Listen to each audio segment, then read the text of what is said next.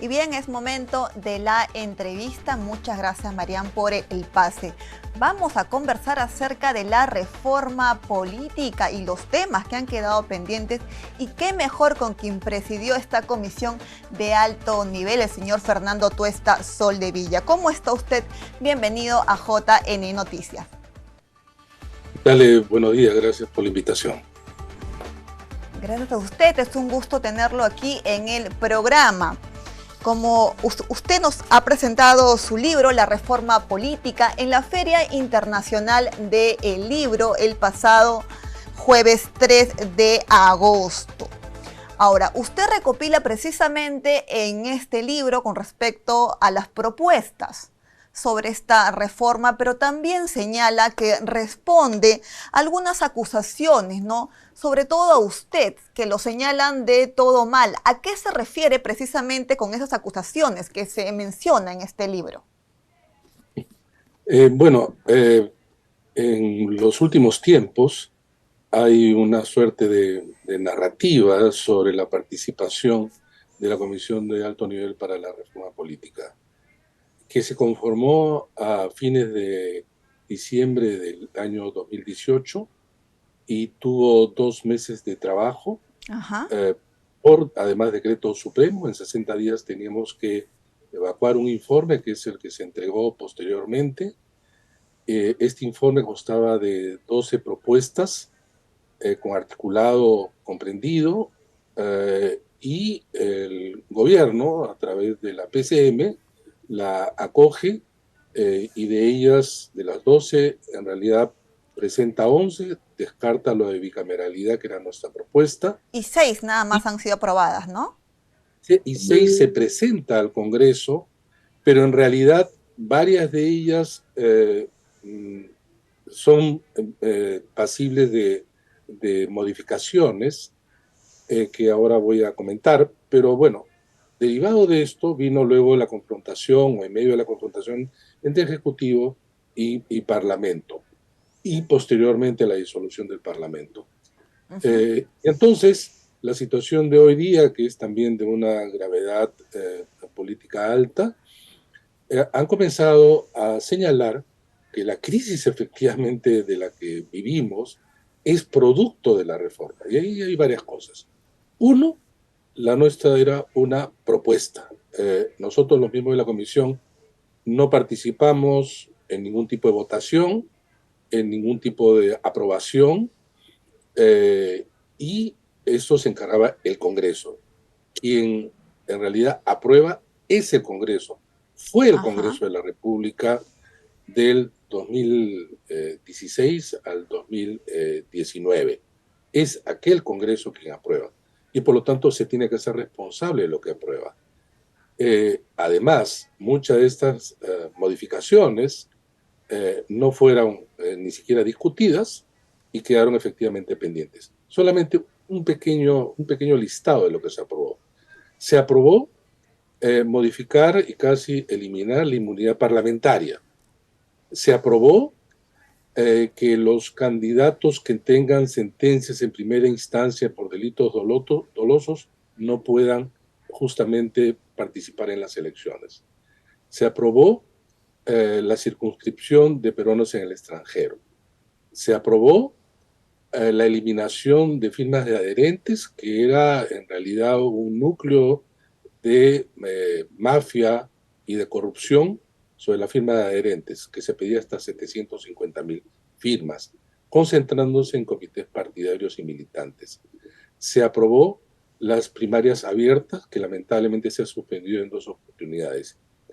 Y de la misma manera la paridad y alternancia. Esto es lo que se aprobó. ¿Alguien en su sano juicio puede considerar que estas medidas ocasionaron una crisis? No. Pero esta narrativa, además, plenamente consciente, nos atribuye algo que fue anterior a nuestro trabajo, que fue el referéndum del año 2018. Allí se presentaron las siguientes 4 preguntas. La primera, la no reelección parlamentaria, cosa que personalmente y los miembros de la comisión, todavía no éramos comisión, Ajá. nos propusimos. Y yo he escrito, y ahí está la evidencia en el libro, en innumerables oportunidades, que para mí esto era un error. En segundo lugar, se aprobó delimitar el financiamiento para los partidos en el caso de la contratación de medios de comunicación. Se aprobó la conversión o la sustitución del Consejo Nacional de la Magistratura, núcleo en donde se habían desarrollado el escándalo Los Cuellos Blancos, por la Junta Nacional de Justicia. Y inicialmente la bicameralidad, que luego ante las modificaciones del Congreso, el gobierno de aquel entonces da un paso hacia atrás, digamos, no apoyándolo. Y se aprobaron las 3 primeras y no la cuarta. Ajá. ¿Qué tenemos que ver nosotros sobre eso? Nada. Sin embargo, esta es una repetición y en el prólogo del libro yo digo, bueno, acá está lo que yo pienso, acá está lo que yo en realidad he propuesto y de hace mucho tiempo, ¿no? Entonces, Claro, este libro consta pues de no solamente críticas, sino propuestas de las que yo me puedo responsabilizar por mis ideas, no por aprobación. sí, ¿no? Porque lamentablemente también se ha estado diciendo que la actual crisis política se debe a algunas medidas, ¿no?, de la reforma política, justamente lo que usted ha estado expresando. Entonces, coméntenos, ¿cómo así usted decidió formar parte de esta comisión de alto nivel de la reforma política? No, en realidad este fue invitación de la PCM de aquel entonces. Fuimos convocados 5 profesionales de ciencia política, Milagros Campos, Martín Tanaka, Pablo Muñoz, Jessica Benza y a mí.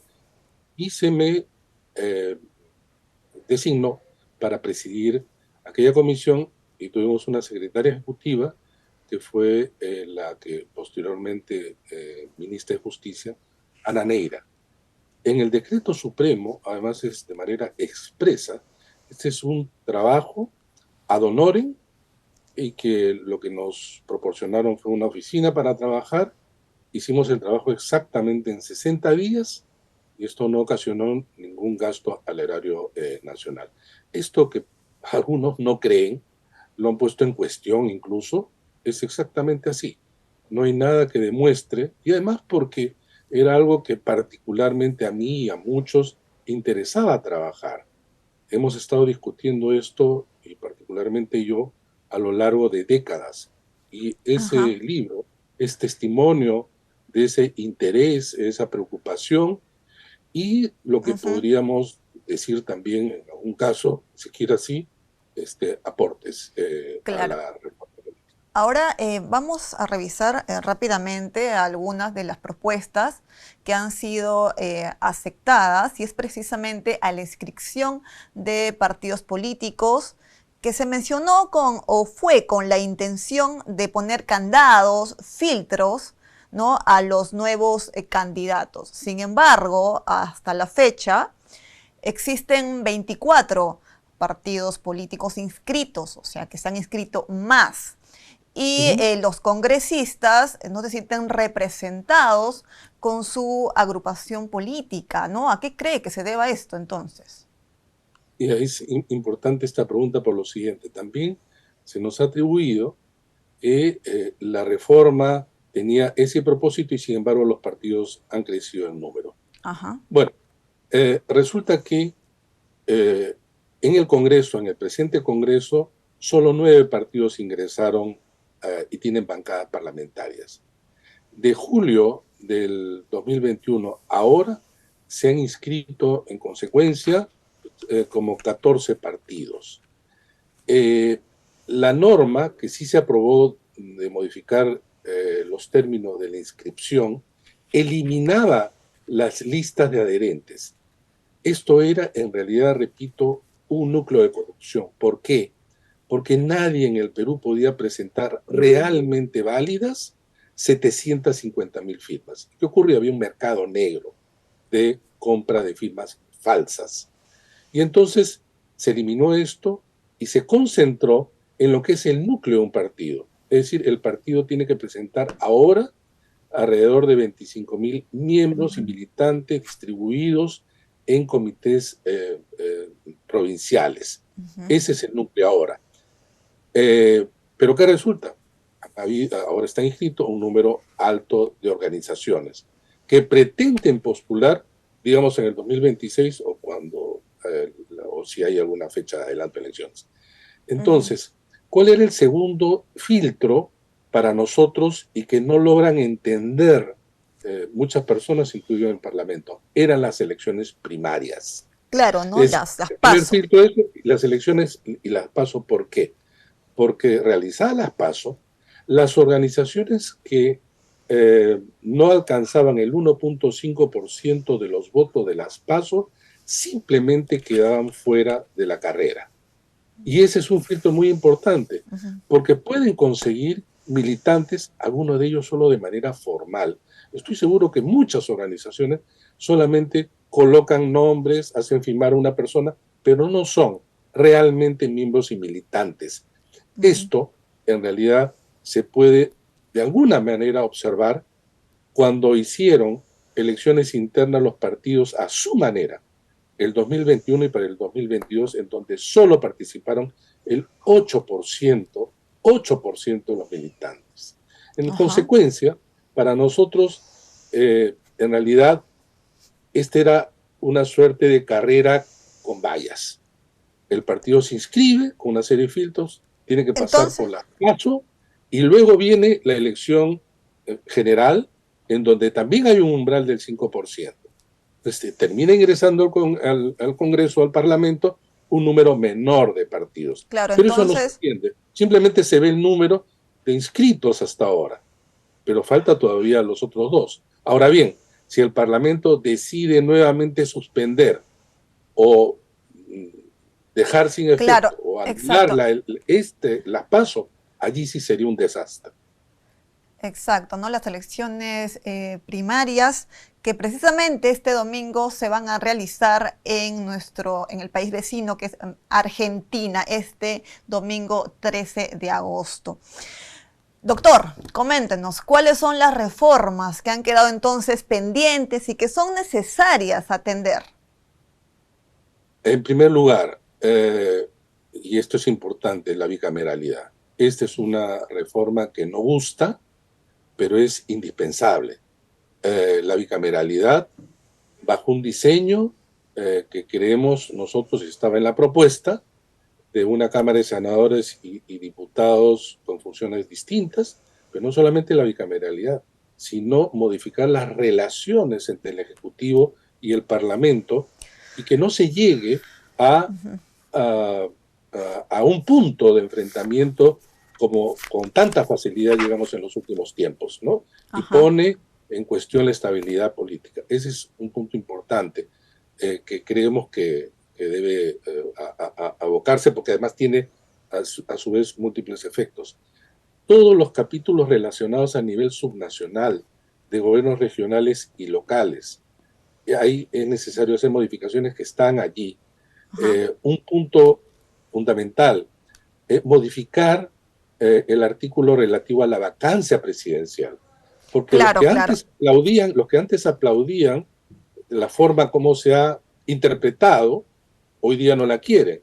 Y efectivamente, la vacancia por incapacidad moral malentendida es la que sucedió en 8 oportunidades. Eso hay que modificarlo, aclararlo y reemplazarlo por lo que se llama un juicio político como hay en otros países. Eso, por lo menos, estas son las reformas pendientes importantes. Exacto. Muchísimas gracias, doctor, por habernos acompañado. Nosotros nos encantaría seguir conversando con usted, pero lamentablemente el tiempo nos ha ganado. Muy amable por estar el día de hoy aquí con nosotros. Gracias a ustedes por la entrevista. Bien, es momento de ir a una breve pausa, pero quédese porque tenemos más información aquí en JNE Noticias con nuestra compañera Marian Jauregui.